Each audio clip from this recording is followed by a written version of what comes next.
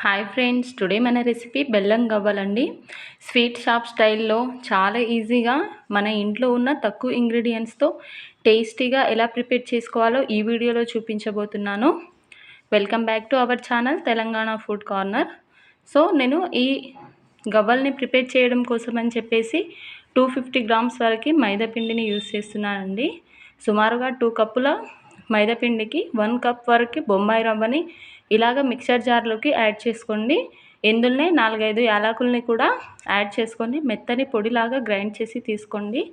ఇలాగ ఎందుకు గ్రైండ్ చేస్తున్నానంటే మనం గవ్వలు ప్రిపేర్ చేసేటప్పుడు రవ్వ కనిపించకుండా గుల్లగా లేయర్ లాగా రావాలని చెప్పేసి ఈ రవ్వను యాడ్ చేస్తున్నాను.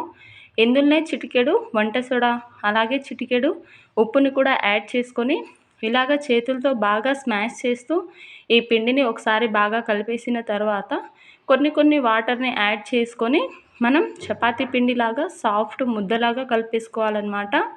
మరీ మెత్తగా కాదండి, కాస్త ఈ పిండి గట్టిగా ఉంటేనే ఈ గవ్వలు అనేటివి చాలా బాగా వస్తాయన్నమాట. సో చూడండి, ఈ విధంగా బాగా మెత్తటి పిండిలాగా బాగా కలిపేసుకున్న తర్వాత ఇందులో 1 టేబుల్ స్పూన్ వరకు కాస్త గోరువెచ్చగా ఉన్న ఫ్రీడమ్ రిఫైన్డ్ ఆయిల్ని యాడ్ చేస్తున్నాను. మీరు ఫ్లేవర్ లేని ఏ ఆయిల్నైనా యాడ్ చేసుకోవచ్చండి. కావాలంటే ఈ ప్లేస్లో మీరు బటర్నైనా యాడ్ చేసుకోవచ్చు, లేదా ఘీనైనా యాడ్ చేసుకొని ఈ పిండి మొత్తం కూడా ఆయిల్ని బాగా అబ్జర్వ్ చేసుకునేంత వరకు ఇలాగ చేతులతో బాగా స్మాష్ చేసుకుంటూ ఒక 4 నుంచి 5 నిమిషాల పాటు బాగా కలిపేసుకోండి. చూడండి, ఇలాగ బాగా కలిపేసుకొని చేతులతో ఇలాగ ఒత్తి పెట్టి ఇలా వేళ్ళతో ప్రెస్ చేసి చూస్తే హోల్ రావాలన్నమాట. ఇలాగ వచ్చిన తర్వాత కొంచెం పిండిని తీసుకొని ఇలాగ ఉండల్లాగా చేసుకొని ఉంచుకోండి. మొత్తం పిండి కాదండి, మొత్తం పిండి ఒకటేసారి ఉండలు కట్టేసుకుంటే ఆరిపోతుంది పిండి. అలాగని చెప్పేసి సగం పిండిని తీసుకొని ఇలాగ ఉండల్లాగా కట్టేసుకొని ఏదైనా మీ ఇంట్లో 4 స్పూన్ కానీ ఉంటే ఈ వీడియో క్లిప్లో చూపిస్తున్న విధంగా 4 స్పూన్ మీద ఇలాగ పిండిని కాస్త గట్టిగా ఒత్తిపట్టి చేసుకోవచ్చు. లేదంటే మీకు 4 స్పూన్ మీద రావట్లేదు అని చెప్తే ఇలాగ జాలీల గంట, ఫ్రై చేసే గంట ఏదైనా ఉంటే దాని మీదనైనా ఈ గవ్వల్ని ఇలాగ వీడియో క్లిప్లో చూపిస్తున్న విధంగా ప్రిపేర్ చేసుకోండి. నాకు 250 గ్రామ్స్ మైదా పిండికి 2 ప్లేట్ల వరకు ఈ గవ్వలు అనేటివి ప్రిపేర్ చేసుకొని పక్కన పెట్టేశాను. ఇప్పుడు డీప్ ఫ్రైకి సరిపోయినంత ఆయిల్ని హీట్ చేసుకోండి. ఆయిల్ హీట్ అయిందో లేదో చూడడం కోసం అని చెప్పేసి నేను చిన్న ముద్ద పిండిని తీసుకొని ఆయిల్లో ఇలాగా ఫ్రై చేస్తున్నాను. బబుల్స్ లాగా వెంటనే పైకి తేలినట్లయితే ఆయిల్ బాగా హీట్ అయిపోయినట్లే. ఇప్పుడు ఒక్కొక్కటిగా ఈ గవ్వల్ని ఆయిల్లోకి యాడ్ చేసుకొని 1 నిమిషం పాటు అలాగ వదిలేసి తర్వాత గరిటెతో కలిపేసుకోండి. అప్పటికప్పుడే చేస్తే ఏంటంటే గవ్వలు అనేటివి ఒకదానికొకటి అతుక్కుపోయి ఉంటాయన్నమాట. సో ఇలాగ ఫ్రై చేసుకోండి. ఈ మైదాపిండి బాగా రంగు రావాల్సిన అవసరం లేదండి, కాస్త మీడియం రంగు వస్తే చాలు.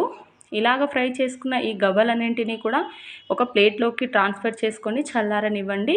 ఇప్పుడు మిగిలిన గవ్వల్ని కూడా మరొకసారి ఫ్రై చేసుకొని పక్కన ప్లేట్లోకి తీసుకోండి. చూడండి, గవ్వలన్నీ కూడా పర్ఫెక్ట్గా రెడీ అయిపోయాయి. నేను ఒక గవ్వ తీసి చూపిస్తున్నాను చూడండి. చేతులతో ప్రెస్ చేయగానే చాలా క్రంచీగా రావాలి. లోపల చూడండి ఎంత గుల్లగుల్లగా ఉందో. ఇలాగ ప్రిపేర్ చేసుకున్న ఈ గవ్వల్ని పక్కన పెట్టేసి ఇప్పుడు మనం పాకాన్ని ప్రిపేర్ చేసుకుందాము. నేను 250 గ్రామ్స్ మైదాకి 300 గ్రామ్స్ బెల్లాన్ని యూస్ చేస్తున్నాను అనమాట. ఇలాగ యాడ్ చేసుకుంటే మీకు పాకం చక్కగా సరిపోతుంది. ఎక్కువ వాటర్ యాడ్ చేయనవసరం లేదండి. సుమారుగా ఒక 2 నుంచి 3 టేబుల్ స్పూన్ల వాటర్ని యాడ్ చేసుకొని ఇలాగ పాకాన్ని ప్రిపేర్ చేస్తే తొందరగా పాకం రెడీ అయిపోతుందన్నమాట. ఎక్కువగా వాటర్ని యాడ్ చేయొద్దు. పాకం పల్చబడి పాకం ప్రిపేర్ అవ్వడానికి చాలా టైం పడుతుంది. ఇందులోనే 1 టేబుల్ స్పూన్ ఘీ కానీ బటర్ని కానీ యాడ్ చేసుకుంటే టేస్ట్ చాలా బాగుంటుందండి.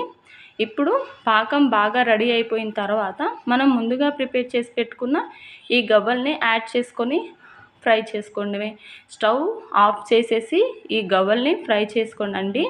ఇలాగ గరిటెతో 2-3 సార్లు బాగా కలిపేసుకొని పక్కన పెట్టేసి చల్లారనివ్వండి. చల్లారిపోయిన తర్వాత ఇలాగ ఒక్కొక్కటిగా కొంచెం గోరువెచ్చగా ఉన్నప్పుడే సపరేట్ చేసుకుంటే పైనున్న లేయర్ ఊడిపోకుండా చాలా టేస్టీగా ఉంటుంది. అంతేనండి, చాలా సింపుల్ టేస్టీగా స్ట్రీట్ షాప్ స్టైల్లో చాలా బాగా రెడీ చేసుకోవచ్చు. ఇలాంటి మరిన్ని రెసిపీస్ కోసం మన ఛానల్ని సబ్స్క్రైబ్ చేయండి. పక్కనే ఉన్న బెల్ ఐకాన్